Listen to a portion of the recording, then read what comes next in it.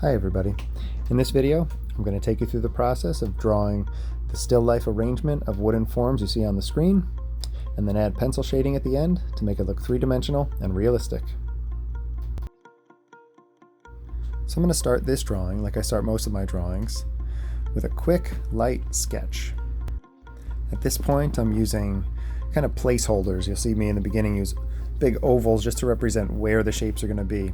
Even if it's a pyramid or a cube, I'll use just a big oval to represent about the size that it needs to be and about the spot it's going to be on the page. And now you'll see I'll go back and try to make every shape a little bit more specific and a little more accurate according to the reference photograph. I like to turn the page when I'm drawing a circle. The rotation of the page helps me really see if there's any bumps or any parts that need to be adjusted. So once I've established where the shapes are going to be, I'll go back in with a second pass and start to adjust things and add a little bit of pressure on the pencil to get a little more confident in the lines that I'm drawing.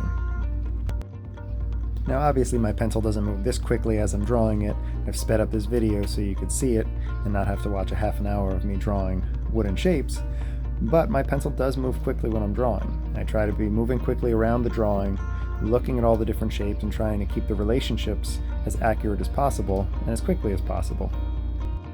By moving my eyes quickly around the drawing and then back and forth to the reference, it allows me to constantly be evaluating and looking for any adjustments that need to be made.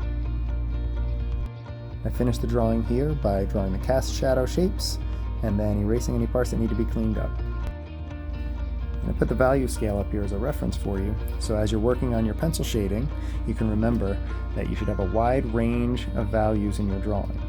Not too light, not all values in the middle. You don't want everything too dark. You want to have a good variety to create some contrast, have some drama in your drawing, and keep it as realistic as possible.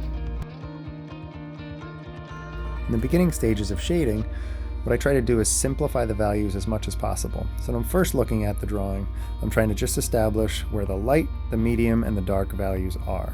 And I'll adjust them later, but just to get it started, we try to focus on the simple idea of light, medium, and dark.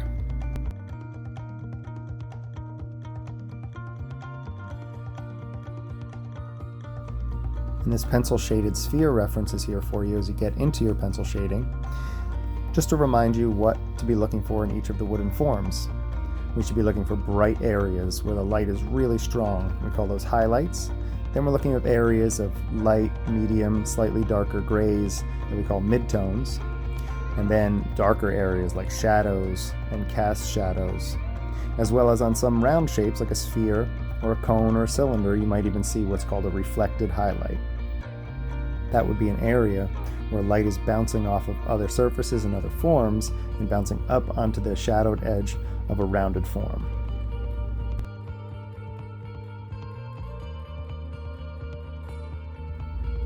And what I'm doing now is going a little darker with the values that I had decided were my darkest values in the beginning stages, and I'm trying to get them to be nice and dark, always looking at the reference as well just to make sure I'm not going too dark or staying too light. And by making the darker values dark enough here, it's going to give me enough room to create other, more subtle changes in value with the midtones and the highlights.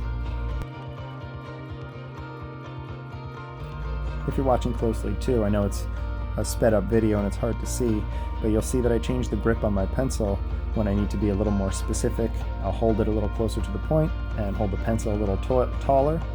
And when I'm trying to create broad sections of value, I'll hold it in the middle of the pencil or towards the back end of the pencil so that I can lower it and catch the edge, the longer edge of the point.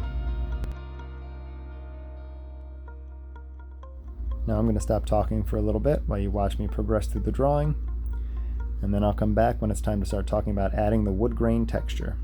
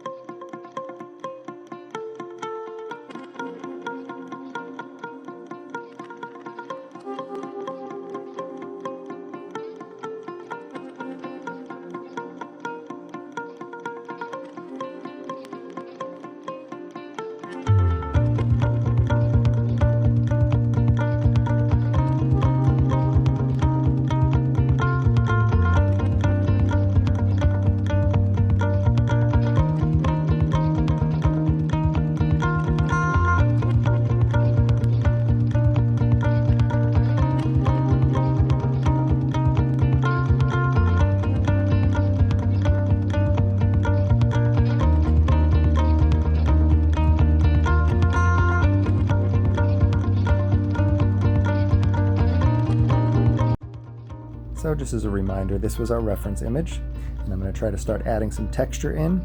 We're looking for the wood grain, and you can see in some areas it's very dark, other areas it's very light, so we're going to try to adjust accordingly. Now, as I put the wood grain in, I'm trying not to hold the pencil too tightly. I'm trying not to increase the pressure too much. I don't want these to really appear as lines. I do want them to seem like their texture, but I'm trying to apply them like their value, just like the shading that I've been doing so far.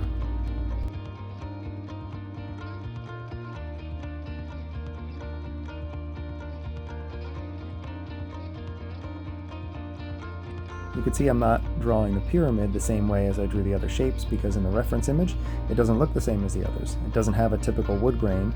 I see spots on it, little holes in the wood, so that's how I'm drawing the pyramid, so I can be as accurate as possible. Now, a good rule of thumb in any pencil drawing, especially if you're trying to make it realistic, is that you're looking for edges, not outlines. It's always good to remember that. Edges, not outlines. So you should not be going back through your drawing and re-outlining everything. If you're having trouble seeing the edges of a shape, it's because your shading isn't strong enough. So make sure you're going back to your reference image and trying to figure out why that edge stands out in the first place. In some areas, see the lines that I'm drawing there, in my reference image, they appear as lines because of a shadow that's being created. But in general, I'm trying not to just create outlines so that I can see the edges of things. I'm trying to rely on the strength of my pencil shading. Again, you'll see me bouncing around from one form to the next, just noticing areas that need a little adjusting, cleaning up any smudges along the way, and trying to get this to be as realistic and as accurate as I can. And there you have it. Thanks for watching.